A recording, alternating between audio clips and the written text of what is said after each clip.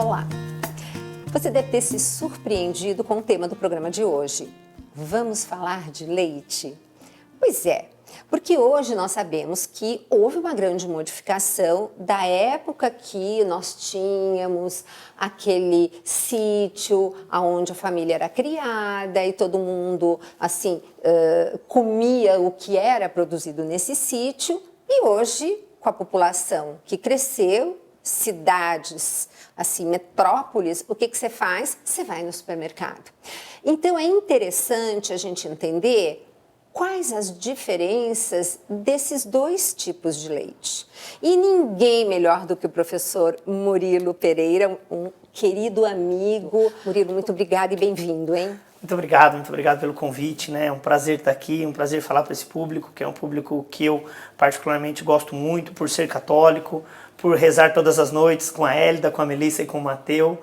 Então, muito prazer, muito obrigado pelo convite.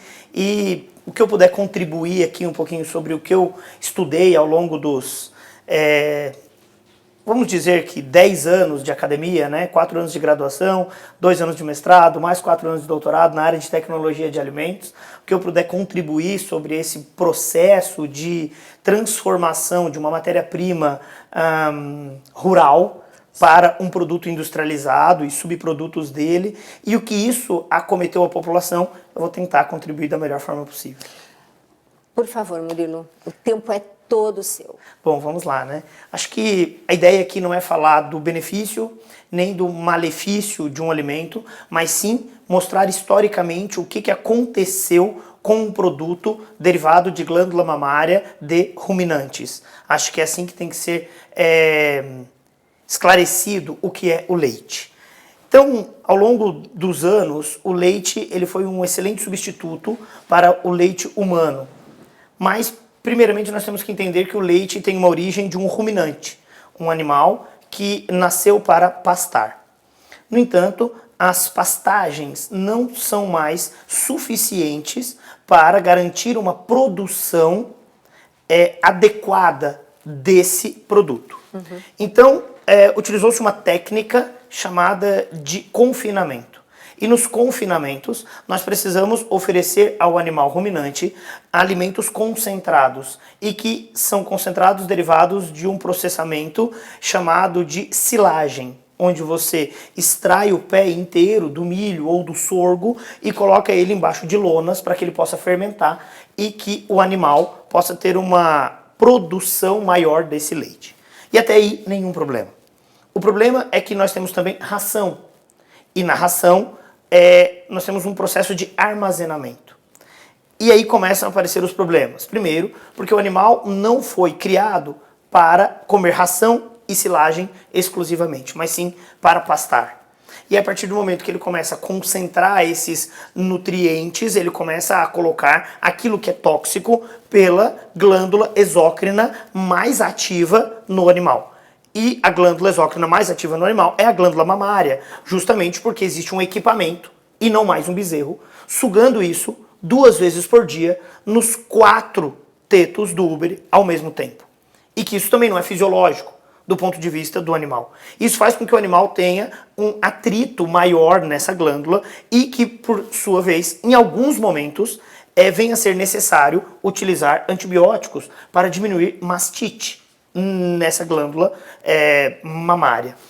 Então aí já vem um grande problema, a exposição aos antibióticos que podem acarretar a população, que antigamente não haveria esse problema, porque o bezerro mamava todos os dias e o bezerro faz com que tenha um equilíbrio dessa glândula, porque ele tem uma ordenha diferente de uma ordenha mecânica. A vaca, ao consumir ração e silagem, ela fica mais vulnerável à exposição a micotoxinas. A micotoxina é eliminada pelo animal pela glândula exócrina mais ativa. A glândula exócrina mais ativa é a glândula mamária. O leite fica potencialmente mais concentrado com essa micotoxina. E aí que vem o problema. A micotoxina é termorresistente. E os mecanismos de garantia do shelf life, da vida de prateleira do leite, são mecanismos de ação térmica, ou pasteurização, ou a técnica UHT, que são técnicas que geram conservação do leite por ação da temperatura como agente antimicrobiano. No entanto, a temperatura não exerce uma inativação da micotoxina. E a exposição crônica a essa micotoxina favorece a alteração de permeabilidade intestinal. E isso altera a permeabilidade a outros compostos. E estes compostos podem causar alergia alimentar. Bom, então o problema é o desoxinivalenol ou então o problema é a ração e a silagem? Eu acho que até então não temos um problema. Talvez o problema seja consumir todos os dias o mesmo alimento. Essa monotonia alimentar. Uma criança que faz 3 vezes ao dia o consumo de um produto feito originalmente para um bezerro, mas que agora está sendo consumido e com uma probabilidade de ter algo que altera a permeabilidade no intestino. Isso pode ser um dos problemas, mas não é só isso. Mas nós temos uma pontinha aí, um VT que eu vou passar para vocês de um momento de espiritualidade. Nós voltamos já já. O programa vai estar tratando de leite, derivados. Mas por que nós falamos de espiritualidade no programa? Porque nós valorizamos sim a saúde, a alimentação, o cuidado com a saúde, mas também a necessidade e o cuidado com a nossa espiritualidade, porque é muito importante. Mas nós só vamos cuidar bem da nossa vida, da nossa espiritualidade, se nós tomarmos consciência de que este Deus é amor, é misericórdia, nos ama, cuida de nós e a cada dia está disposto a resgatar a cada um de nós, nos colocar de pé, a reconstruir a nossa caminhada, a nossa vida. Deus abençoe você, que essa misericórdia de Deus, este amor de Deus, vá ao seu encontro, vá ao encontro da sua vida, das suas necessidades no dia de hoje. Deus abençoe, um abraço. Muito obrigada, Padre João Marcos. Juízo aí em Roma, né? Toda vez que o senhor entra, eu lembro o senhor que o Padre João Marcos está fazendo os estudos dele em Roma, então já viu, né? Comporte-se. Mas ele está na casa junto com a Eliana e o Ricardo Sá, então eu sei que ali aquela dupla dinâmica ajuda bastante. Bom, voltando a esse tema maravilhoso, que eu acho super interessante o que você está falando, então, no momento anterior, você estava falando do problema dessa micotoxina, que é produzida por um acondicionamento inadequado do alimento que esse gado vai fazer e ela não consegue ser eliminada. Não é aquela coisa, vou esquentar as castanhas e oleaginosas porque eu vou matar o fungo. Matar o fungo a gente mata, mas a toxina que ele produziu para crescer, é exatamente isso, né? É, exatamente. Acho que é importante contextualizar que esse problema só existe porque nós temos uma demanda muito grande de um produto e aí então os animais têm que ser escravizados, a agricultura tem que concentrar esses nutrientes em silagens e em ração, porque nós precisamos de um grande volume de produção. E isso não tinha um problema quando nós tínhamos uma família que tinha uma vaquinha e talvez esse então não fosse o problema.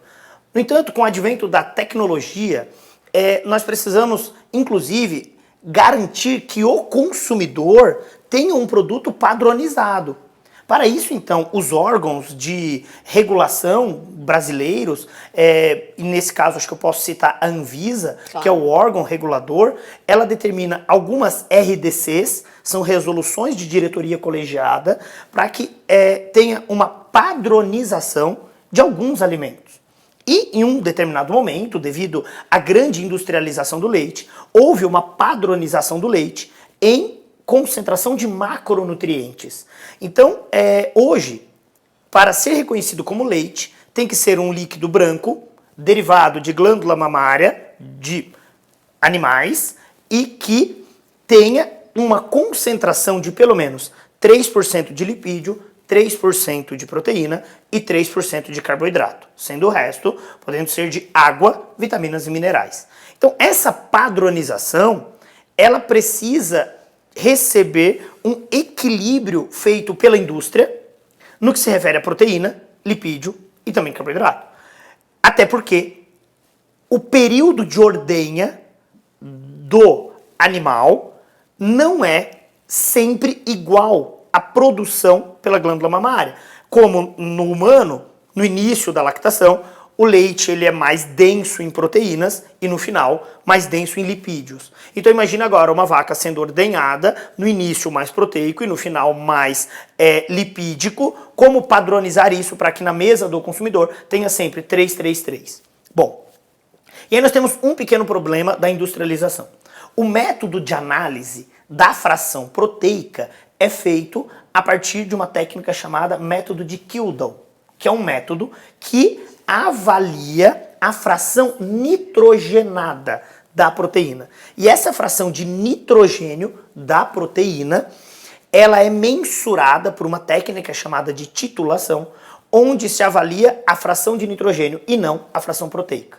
E aí, então se faz um cálculo multiplicando a fração nitrogenada por 6,25 para estimar o total de proteína. Bom, e onde vem o problema? O problema é que os produtores de leite são bonificados pelo total de proteína do leite. E aí então eles descobriram que a técnica é por determinação da fração nitrogenada e não da fração proteica. E aí então eles descobriram que se adicionassem ao leite algo que tenha nitrogênio, eles ganhariam bonificação. E aí então um leite pode ser bonificado e premiado porque tem mais proteína, desde que ele tenha mais nitrogênio. E quando se adiciona nitrogênio, você pode colocar mais água no leite. E quando coloca mais água, você ganha mais. E aí então, hoje, o escândalo nacional é que a adulteração do leite é avaliada a partir da introdução de um componente que garante ele não estragar quando adicionado de bases nitrogenadas. Então eles colocam nitrogênio e estimam um maior total de proteína. Só que para que ele não estragar tem que colocar formol, que é um inibidor do crescimento microbiano. E aí então o marcador de adulteração hoje é o formol. E esse parece ser então um dos problemas. O leite industrializado, padronizado e que tem um total de proteínas mensurado pela fração nitrogenada, mas para que isso tenha uma rentabilidade, ele acaba sendo adulterado com formol, tanto é que a Anvisa determinou como um marcador de contaminação o formol. Bom, depois disso eu preciso respirar um pouco e nós vamos para um breve intervalo e voltamos já já com esse maravilhoso programa Mais Saúde, falando do nosso leite.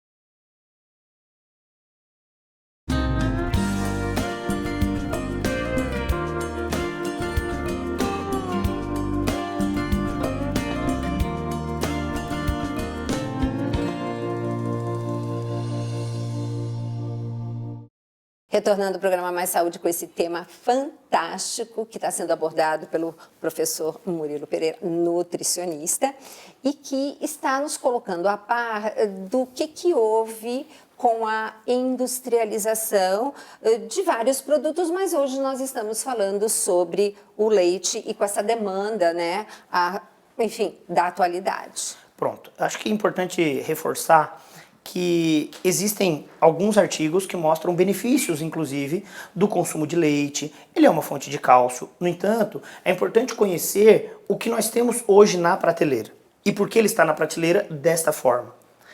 Uma das estratégias da legislação foi padronizar em 333, carboidrato, lipídio e proteína, já explicado, e também foi determinado que esse leite não pode formar nata, que ele não pode formar aquela camada de nata. Então, ouso dizer que um dos grandes problemas causadores de alergias alimentares vem a ser esse processo de homogeneização da fração lipídica com os demais nutrientes do leite, fazendo com que a permeabilidade de frações proteicas mal digeridas possa chegar à nossa circulação e induzir a mobilização de macrófagos, que vai fazer com que tenhamos uma degradação dessa fração proteica, apresentação de antígenos não desejados dentro da corrente sanguínea e, por sua vez, desenvolver alergias. Uma delas, alergia a atópica muito característica em dermatites, as dermatites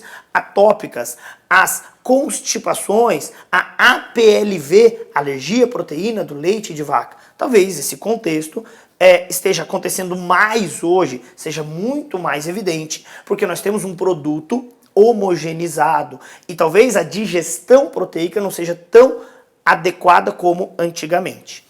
Então esse é um contexto que precisa ser considerado e que as pessoas entendam que não adianta também partir para um leite sem nada de gordura, o desnatado. Então nós vamos encontrar sempre aqueles que defendem e aqueles que não defendem. Mas eu acho que o mais importante não é defender ou não um produto, e sim entender a realidade de quem pode ou não consumi-lo.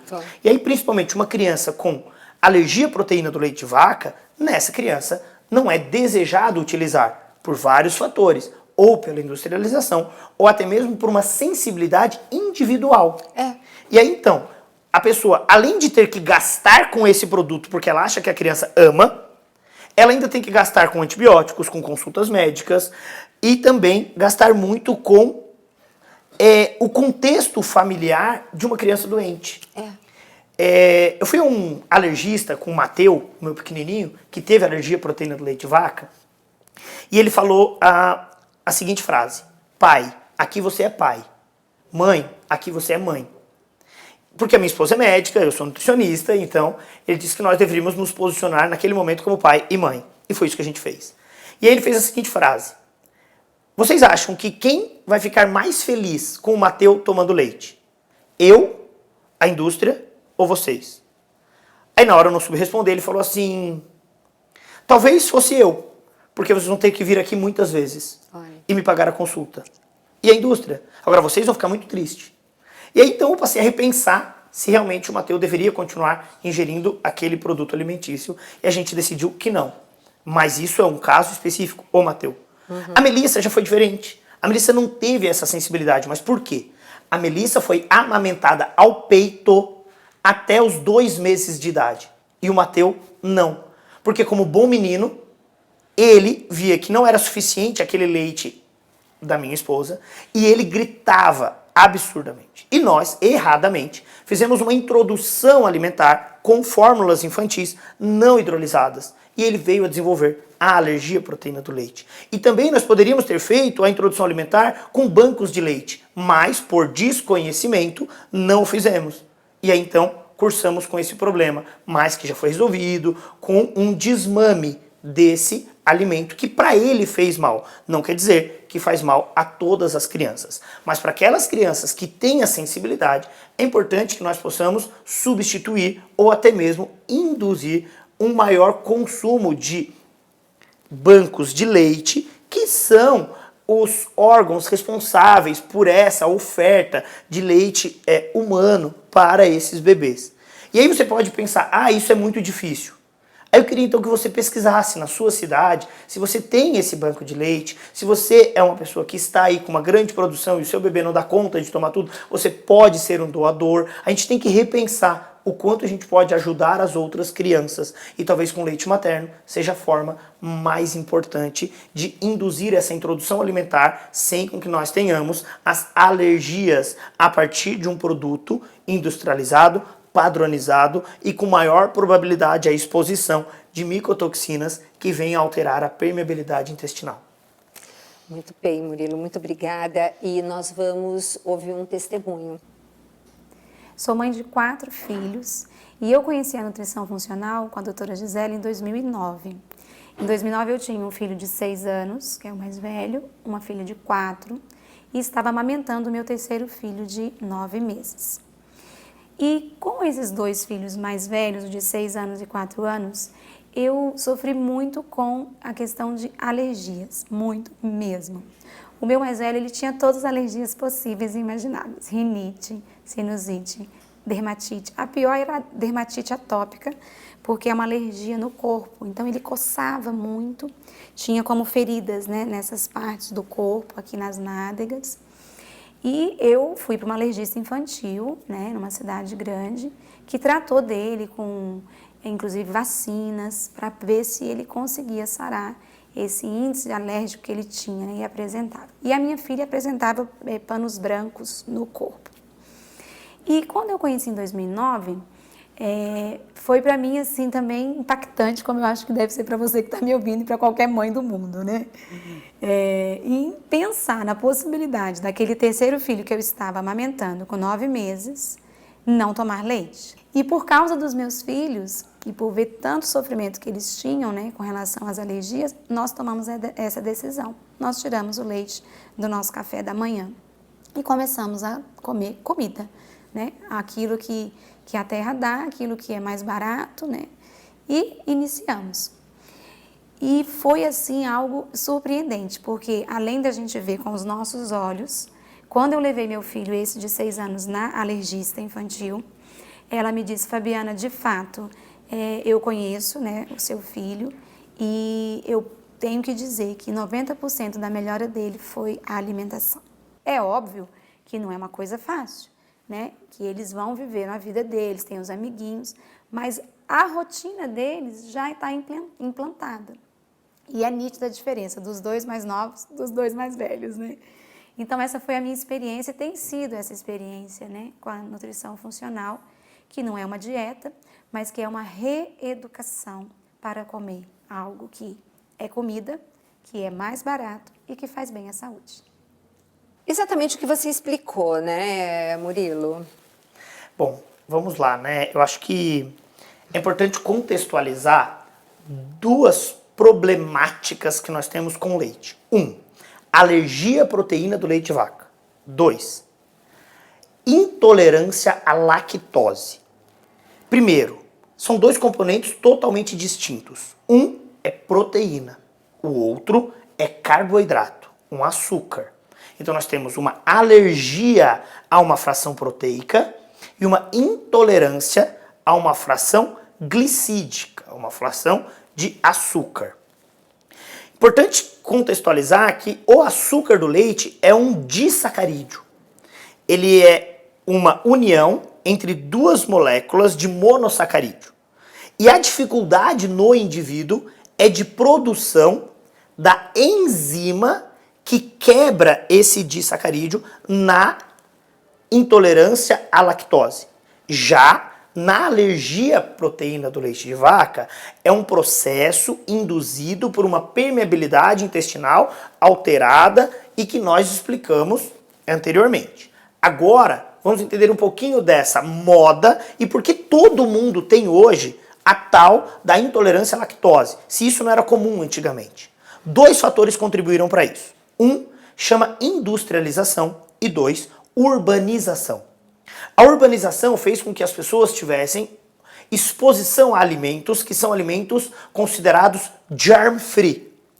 Alimentos que são eliminados da sua carga microbiana para que eles tenham maior tempo de prateleira. Antigamente as pessoas não faziam rancho. Hoje elas querem, em uma única vez no mês, comprar tudo para 2 ou 3 meses e se tiver barato, ela compra para o ano inteiro. E isso tem que fazer com que o alimento tenha uma vida de prateleira muito longa, então são alimentos germ-free.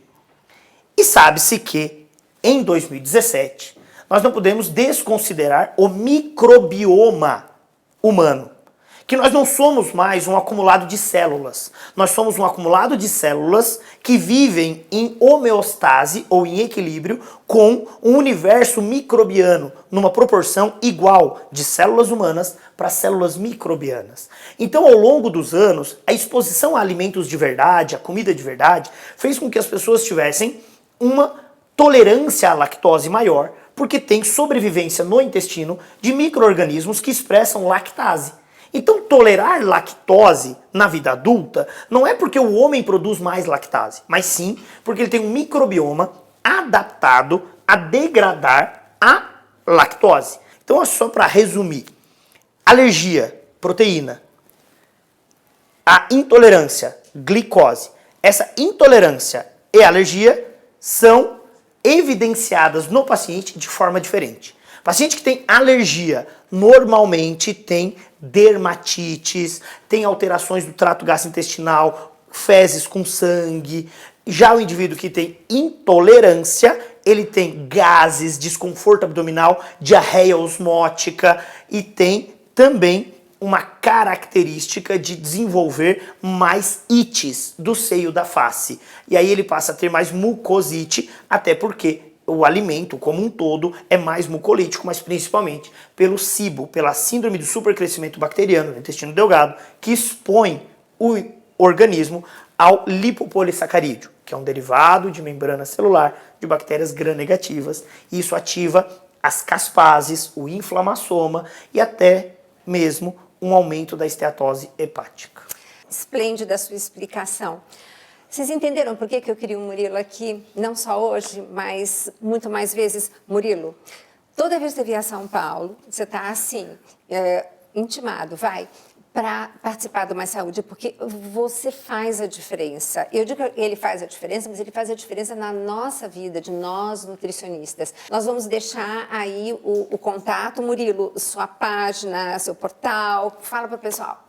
Bom, então, se quiser me seguir, o meu Instagram é MVP Nutrição, a página é portaldbm.com.br e se também tiver interesse em acompanhar a página no Facebook, é facebook.com/da Bioquímica Mesa.